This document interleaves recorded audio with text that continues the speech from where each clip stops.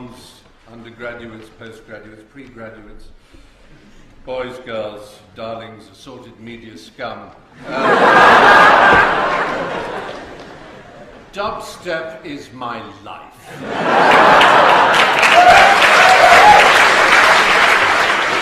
I am not here to bury popular music. I'm not here to dispraise any form of popular or dance music. As a matter of fact, and this happens to be true, and it sounds like showing off, but I have to leave early Cambridge this evening because I have an assignation this evening with an ex-Juilliard student by the name of Lady Gaga.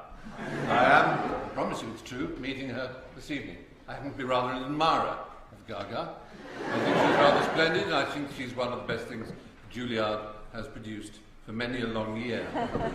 There's a story, there's a film, one of my favourite films, made by the very late lamented, great cinema director, Sidney Lumet, about a boy actually who ended up going to Juilliard, funnily enough. It starred River Phoenix. It's a film called Running on Empty. I don't know if you've ever seen it. It's really rather excellent. He plays a boy who's a very talented keyboard player, but his family are on the run from the FBI because of a crime they committed many years ago. They have to keep reinventing themselves, and you see him dyeing his hair and going to a new school and pretending to be somebody else. And he arrives at this school as a student, and he sits in the music class, having arrived late.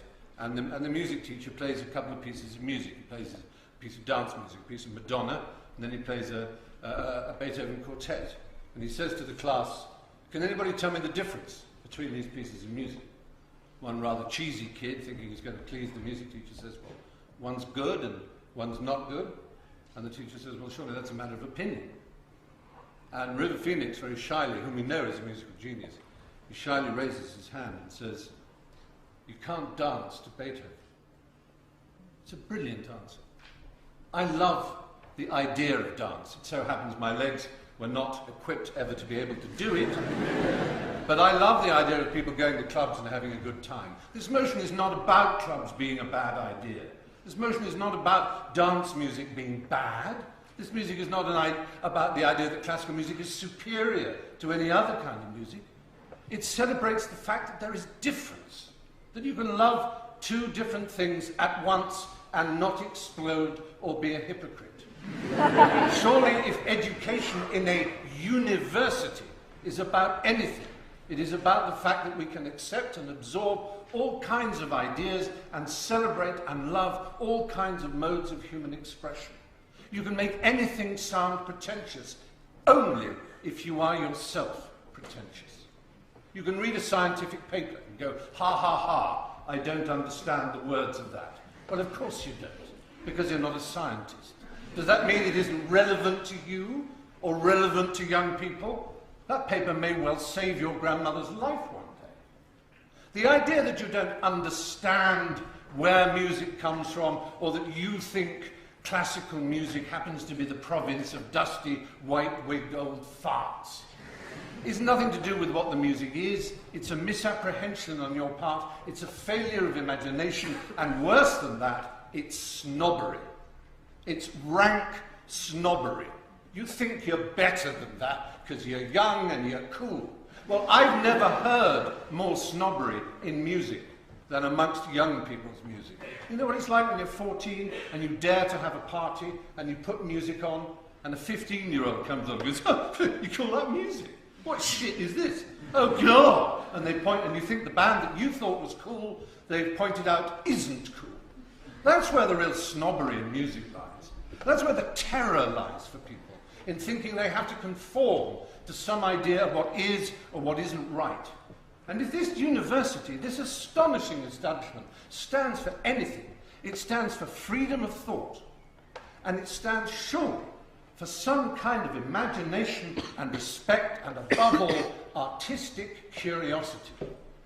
No one has more contempt than I do for the fusty, dusty, snobby, repulsive world of classical music as it is often portrayed and as it is often experienced. We've all seen girls with long hair and long dresses weepingly playing the cello to audiences of stultified teenagers who've been dragged along by middle-class parents who think they're somehow enjoying themselves. My experience of classical music is nothing to do with kings and princes and archdukes who have patronized smart, clever, brilliant young composers who themselves are rather poncy. It's about a personal relationship with some of the most extraordinary people who have ever trodden this planet. Take the example solely of Beethoven. Ludwig van Beethoven was not a snob. Ludwig van Beethoven was one of the greatest enemies of tyranny who ever lived. He himself sparked, he himself ignited and consumed the fire that lit much of the Romantic and later mid-19th century revolutionary movement. Mozart, fancy Mozart, died in a pauper's grave. These people were not samples and examples of what is purely and only for the elite. They were simply people who had something to say, and they wanted to say it to you. And all it requires is that you listen. You actually listen. Dancing is a magnificent communal way of enjoying yourselves together for the purposes of getting off your tits and having sex.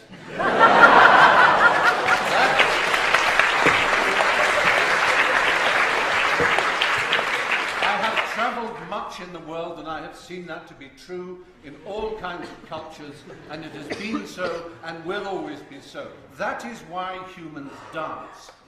Listening to music is quite another thing. Quite another thing. Another hero of mine, simply because of his greatness of spirit, is another one you might consider to be simply a powdered wig, and that was Georg Friedrich Händel, known to us, of course, as Handel. Handel was a rather preposterous figure in many ways. He ate very noisily and left most of his food on his waistcoat and was pointed at and giggled at by children in the street, but he rather loved children and was very fond of them. At one point, his music became very unfashionable. He wrote a huge number of operas, which now are much venerated and are exceptionally beautiful. But popular music of another kind took over, particularly the Beggar's Opera, and he became very unfashionable, and the orchestra that he had funded was bust, and he had no money. And he had one chance. Someone said, take an oratorio and perform it in Dublin.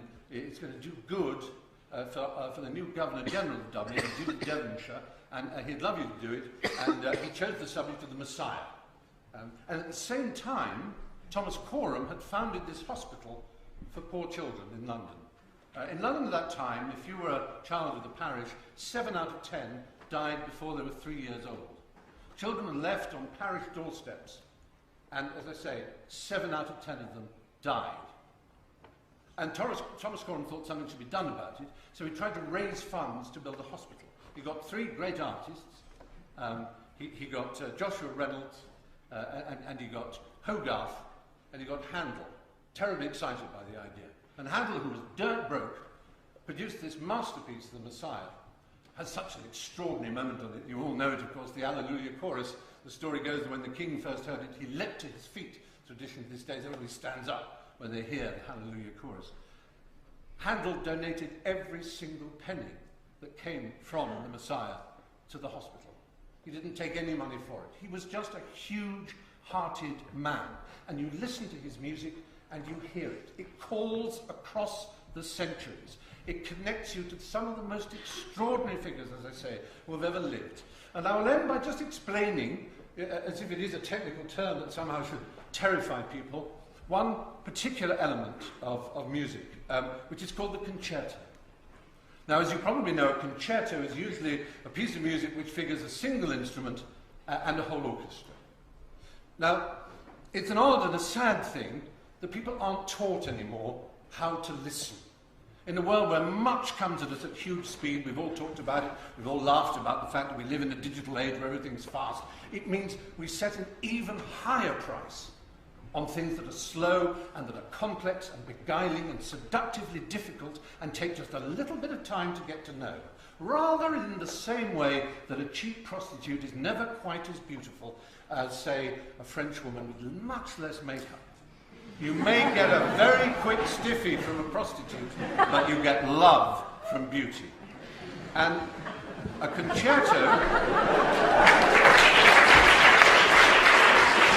So I'll just leave you this because I would actually love you to go home and listen to any concerto along these lines. It can be a famous one like, Beethoven's Fifth, the Emperor Concerto. It can be Tchaikovsky's First Piano Concerto. It can be a violin concerto, a cello concerto, whatever you please. You don't have to listen to it like this, but it always works, and it blows your mind. A concerto is an argument between an individual and the state, between an individual and society. It is an individual voice crying out and trying to make a statement of some kind, and it's often drowned out by the orchestra, and it fights back. And the orchestra fights back, and it fights back. And the dynamic of listening to that is like nothing on earth. And are we really saying that youth, by which we don't mean you, of course, we mean the kids, the pikey, hoodie, chavvy people whom we will never know, but whom we presume to know how to feed, and whom we presume to know what's good for them? They don't deserve to hear that. They don't deserve to hear the highest calling that we can have, which is love and hope and triumph and magnificence. And all those things are apparent in that music. And if you haven't got the imagination to blow the dust off the wings, then you don't deserve any kind of music. You don't deserve, certainly, to be at the finest university in the world. I beg leave to oppose the motion. Thank you very much.